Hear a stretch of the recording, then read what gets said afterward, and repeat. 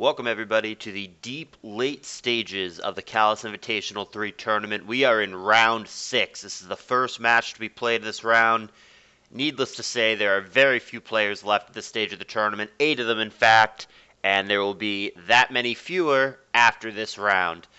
So yeah, I mean, we're really down to it. I mean, no matter what, if you die at this point, you've had a good tournament. Top 8 is a great finish.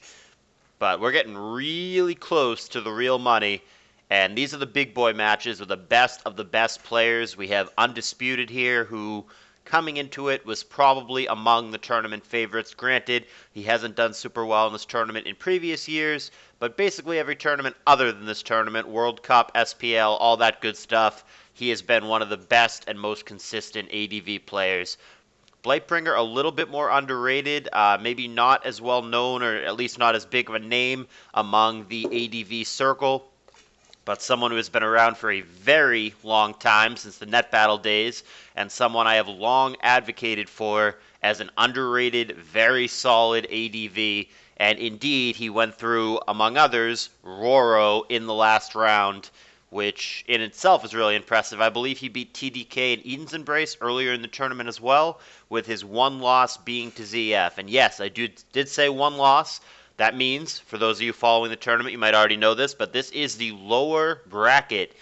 Therefore, one of these guys, Undisputed or Blightbringer, will be out of this tour right here, right now. Not in this game, but in this set. And we are still playing best of threes for now, though best of fives are around the corner sooner than you know it.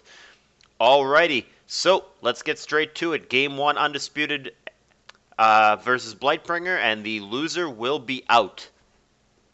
So Undy's on the bottom, he's got Zapdos, and Blightbringer's on the top, he also has Zapdos. It's going to be a switch, not a baton pass, to Lax, whereas Blightbringer is going to opt to simply stay in. He's going to go for T-Bolt. T-Tar comes in, creates sand, and presumably resists a normal attack. Shadow Ball works as well. Interesting prediction there from Undy. He thought Gengar was just going to straight away come in there. I'm not sure about the Shadow Ball there, but I'm sure he had a reason. Goes to meta here, and that's going to be, wow. Ooh, that's a bad start for Undy. That's going to be immediately met not just with an Earthquake, but a critical hit Earthquake. And Undisputed is going to lose his Metagross for absolutely nothing on the third turn. Very favorable start for Blightbringer, very bad start for Undisputed. Substitute comes down, Rock Slide with the pop immediately. Jirachi comes in thinking there'll be another Rock Slide. Blightbringer does not predict at that time and go for EQ, but does he really need to? Damage very much already done.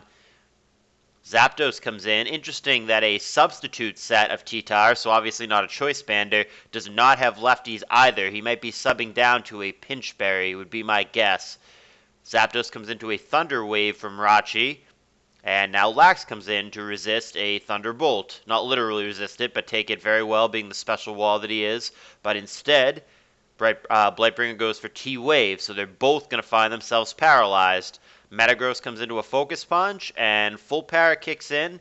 Meta would have taken it reasonably well. He takes it neutrally, and he's got high base defense, so he would have been okay there. But Full Para is still unfortunate for Undy. Meteor Mash coming down immediately, 27%. That is probably a non-Choice Bander. Also, we do not know if he has lefties or not, since he hasn't actually taken damage yet. Nevertheless, they both opt to switch. We end up with Zapdos on Zapdos. Blightbringer's is healthier, but it's also paralyzed. And Lax is going to come in once again. Thunderbolt, 26%, takes it fine. We've seen Shadow Ball Focus Punch, indicating a utility Lax, unlikely to have rest here. Metagross comes in just in case this is the self-destruct turn, and it is. Good prediction from Blightbringer. Gets that in the right time, and the Metagross takes that pretty decently, given the fact that it was a boom. Metagross, however, is not gaining leftovers, even though I don't think it's a Bander, but I could be wrong about it not being a Bander. Fire Punch is going to happen here. Going to connect for only 19% with Zapdos, and of course he's already paralyzed, so he doesn't have to worry about any kind of status. And in comes Marowak for Undisputed, and he's going to come in for free on a paralyzed Zapdos on a Thunder Wave attempt, so that's about as good of a Marowak switch as you're going to get. He's going to be able to do some damage here. No, not with that prediction. He goes straight Rock Slide into the Zapdos. He'll be met immediately by a Rock Resist in Swampert. That's going to prompt the Marowak back. Here comes Jirachi. Takes Hydro Pump okay at 41%. Needs to be careful about Earthquake, of course. Rachi has shown us only Thunder Wave and Fire Punch. He's not going to do anything here. He goes to Marowak. Marowak comes in on Earthquake, 44%. He can take another, but he cannot take a Hydro Pump here or an Ice Beam. And down that goes. This game all Blightbringer, it seems. After that early hacks with the T-Tower on the Metagross, it has just been all a snowball effect from there. And Blightbringer's been in control seemingly from the start. 6-3 lead right now as Undisputed struggles to catch up.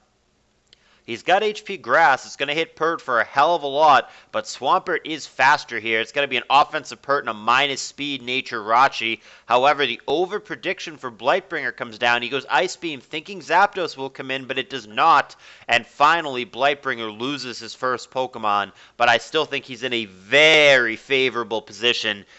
Here's the DD. Interesting. He's got DD Rock Slide Earthquake. I mistakenly said he had Substitute earlier. That's my mistake. One of the Pokemon he's against must have had Substitute. Dynamic Punch missing there is crucial, by the way. I'm not trying to miss that. That was a very important 50-50. Obviously, with it being an actual coin flip, it didn't overly favor one guy or the other. But hitting there versus not hitting there is pretty important. If he hits, maybe Undisputed has a chance to come back. As it stands, there is now 0 chance. And game 1 in heavily one-sided fashion is going to go the way of Blightbringer. He misses Rock Slide here, insult to injury, and there's a crit, so really bad turn. Miss Rock Slide and get crit. Normally that would matter, but this game is so far from close that it just doesn't, and Blightbringer is just going to take it down sooner rather than later. We'll see which method he opts for to get there. Goes to his own Zapdos, fair enough. Full power would have been interesting there just for the suspense, but there's no doubt what's going to happen here. It's just a matter as to what it is that kills the Undisputed Zapdos. Down goes Blightbringer's Jirachi. That will certainly do the trick, basically regardless of what kind of Jirachi it is. Don't know if he's about to Psychic him down, Body Slam him down, Ice Punch him down, something. Psychic it is, and that will be good enough. A one-sided affair in this game 1. Blightbringer going to take that down. Like I said, this game not particularly close. Blight got that early hacks with the critical hit, one-hit KO against the Metagross, and Undy just never regained his momentum after that.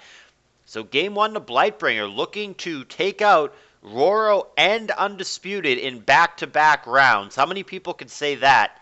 We'll see if he can actually pull it off, or if Undy can rally back with game 2 coming up next.